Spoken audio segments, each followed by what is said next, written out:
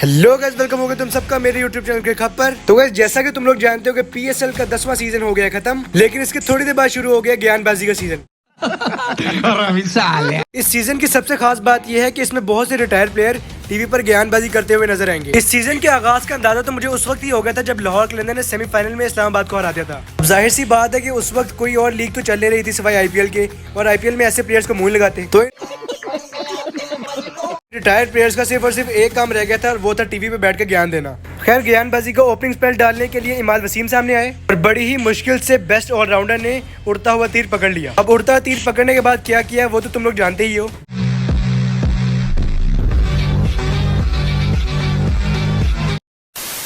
Best allrounder PSL में बेहतरीन performance देने के बाद पहले तो उस जर्नलिस्ट को पीएसएल की डीप न्यूज देते हुए नजर आए, और फिर मोहतरम ने सिकंदर रजा के खिलाफ बोलना शुरू कर दिया। पहली चीज तो मुझे ये समझ नहीं आई कि ये बंदा पीएसएल की डीप न्यूज दे कैसे सकता है, क्योंकि पीसीबी ने इसको कोई फेयरवेल मैच तो दिया नहीं, तो वो इसको डीप न्यूज क्या ही देंगे।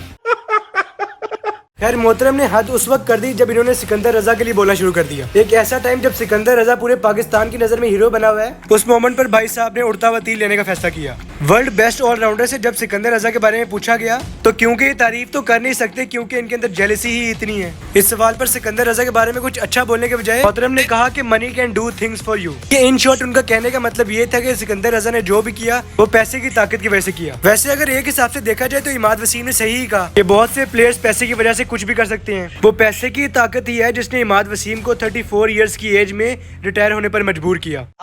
वो पैसे की ताकत ही है जिसकी वजह से इमाद वसीम इंडिया के उठा रहे होते हैं। अरे बाप रे, ये तो धोती खोल रहा है। वो पैसे की ताकत ही है कि जिसकी वजह से इमाद वसीम पाकिस्तान नेशनल टीम को छोड़ के दुनिया की लीग्स खेल रहे होते हैं। खैर, होते तो वो उसमें भी जलील ही हैं।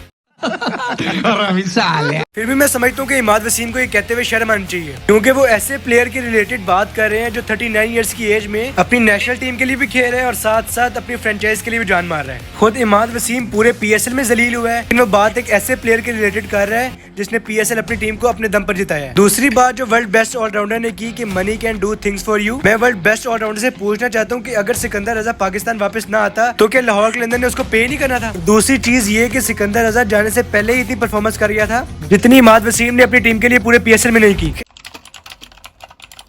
इमाद वसीम और सिकंदर रजा में डिफरेंस जानने के लिए सबसे मेन चीज यही है कि सिकंदर रजा जिम्बाब्वे का नेशनल प्लेयर है जिसको आईपीएल खेलना अलाउड भी है, लेकिन उसके बावजूद भी वो आईपीएल के अंदर बैठ कर भी पीएसएल को आईपीएल पर प्रेफर कर रहा होता है। हालांकि वही चीज जानता है कि ये करने से उसका आईपीएल का कॉन्ट्रैक्ट जा सकता है, लेकिन फिर भी वो पीएसएल को सपोर्ट करता है। दूसरी तरफ अगर हम इन लोगों की बात करें तो ये ऐसे लोग हैं कि ये पाकिस्तान में रहकर भी पीएसएल खेल कर भी आईपीएल को प्रेफर करते हैं। खैर, इंडिया वाले भी इनको सही औकात में रखते हैं कि वो इनको कभी आईपीएल में नहीं बुलाते और ये यूं ही जलील होते रहते हैं।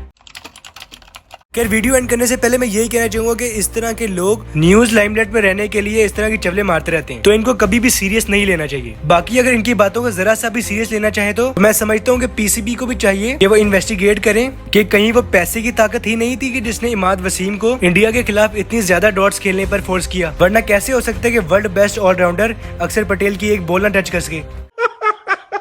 खैर, यहीं तक थी आज की वीडियो। अगर वीडियो पसंद आई तो लाइक करो, चैनल को सब्सक्राइब करो और ज्यादा से ज्यादा शेयर करो, और नीचे कमेंट्स में कुछ ऐसा जरूर लिख के जाओ कि जिससे ऐसे लोगों की हौसला अफजाई हो सके और ये दोबारा ऐसी कोई बात ना करें। तो गाइस, इसी के साथ मैं खत्म करूँ आज की वीडियो। मिलते एक नई वीडियो में, तब तक के लिए अल्लाह हाफिज।